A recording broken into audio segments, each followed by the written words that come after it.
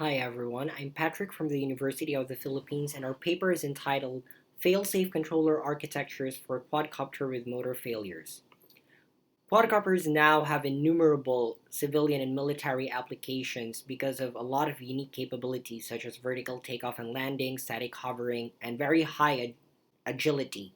And although the minimum number of propellers for a stable flight is only 4, multicopters employ more to still achieve stable flight in case of motor failure. The redundant propellers add to the weight and complexity in control, resulting in greater power consumption and reduction in achievable controller frequencies.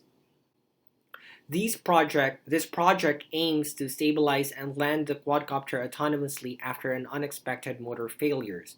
And to do this, all computations must be performed on board. The goal is to still achieve fault-tolerant return and landing despite limitations in sensor accuracy and computing power. The project's objectives are obtain a model for the quadcopter and develop and test a fail-safe controller. The project will also compare the performance of the fail-safe controller architectures. And although in theory it is possible to have a one propeller, two propeller, or three propeller fail-safe controller, in practice only one propeller cannot handle the entire weight of the quadcopter, and hence in this project only the three propeller and two propeller controllers are investigated. A coordinate frame locates a geometric object or geometric point in space. The inertial frame is a stationary frame with origin at a predefined home location.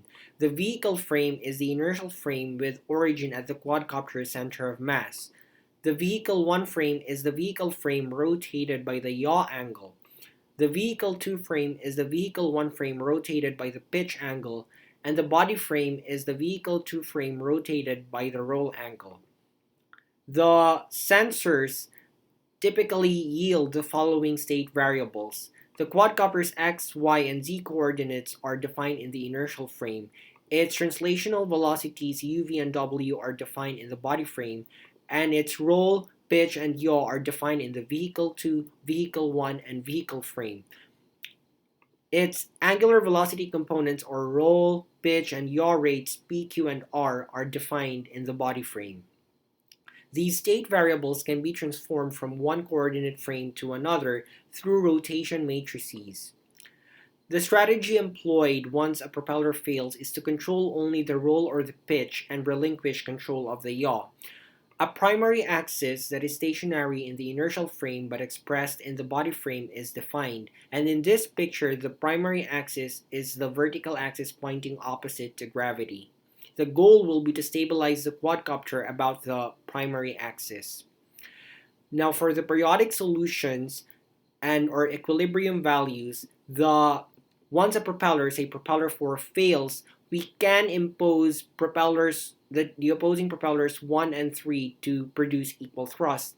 And furthermore, we can define a tuning factor rho, which is the ratio of the thrust of propeller 2 to that of propeller 1. The following setup was used to characterize the propellers.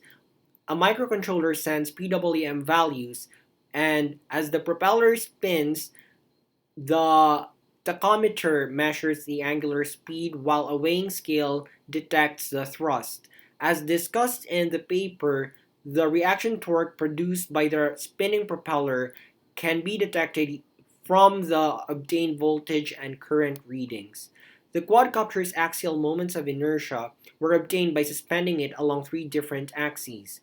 Meanwhile, the drag on the quadcopter was modeled by suspending it along a bearing and then commanding 2 of its opposing propellers to produce equal thrust. The parameterization of the combined torque and the yaw rate yields the drag coefficients for the quadcopter. The failure of specific combinations of motors can be detected by observing the upward and downward spikes in the sensor readings. For the outer translational controller, a damped second order system forces the translational deviation to 0, and the desired acceleration is used to compute the desired components of the primary axis. And what happens in this equation is that the force along the vertical axis is shifted in order to achieve the desired acceleration. When operating in fail-safe mode, the quadcopter's reduced attitude consists of the roll rate, the pitch rate, and the x and y components of the primary axis. An LQR is used to stabilize the reduced attitude of the quadcopter to their equilibrium values. For the three-propeller architecture, a PID controller is used in order to bring the force or propeller thrusts to their equilibrium values. And what this does is it helps and hastens the stabilization of the three propeller of the quadcopter when operating in three propeller mode.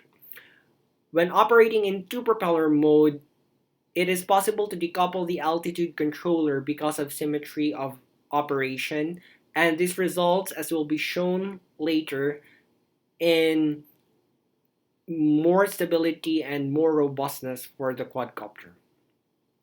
Complementary filter was used for the attitude estimates, and an exponential moving average filter was used for gyroscope readings. These filters were tuned in powers of 2 of the controller frequencies. Here is the result of the three-propeller failsafe simulation. The first column shows the x, y, and z coordinates of the quadcopter. The second column shows the desired acceleration in order for the quadcopter to move to the reference coordinates in red. And the third column shows the required propeller thrusts in order to achieve the required acceleration.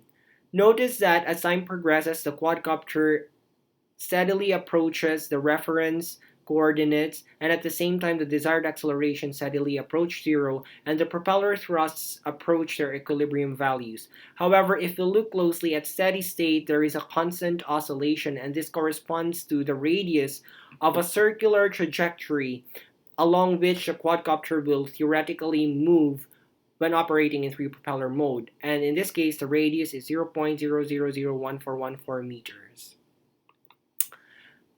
Here is a result of the two propeller failsafe simulation, and notice that there is no oscillation at steady state. Now if we look at this equation, the radius of the circular trajectory will only be 0 if the z component of the primary axis n sub z is 1.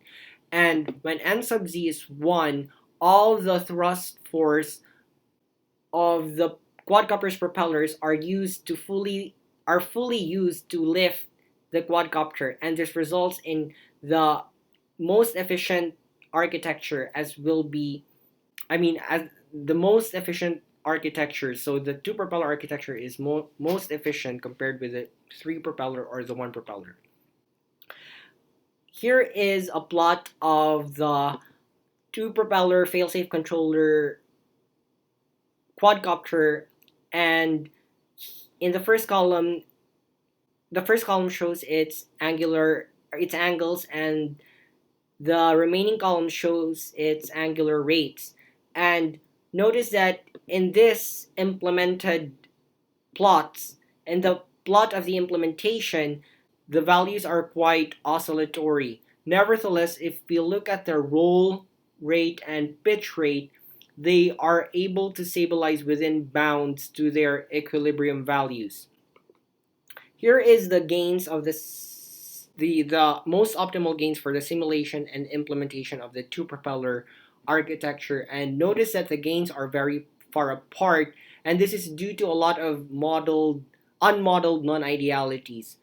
However, when we simulated the implemented gains, we were able to obtain not optimal but fairly good results, considering that the quadcopter is still able to achieve reference values at steady state. Here is a video of the two propeller failsafe implementation, and the goal is to stabilize the quadcopter about the axis pointing opposite to gravity. And as we get the final gains, the best gains, we can see that the quadcopter is fully able to stabilize about the vertical axis while supporting its own weight.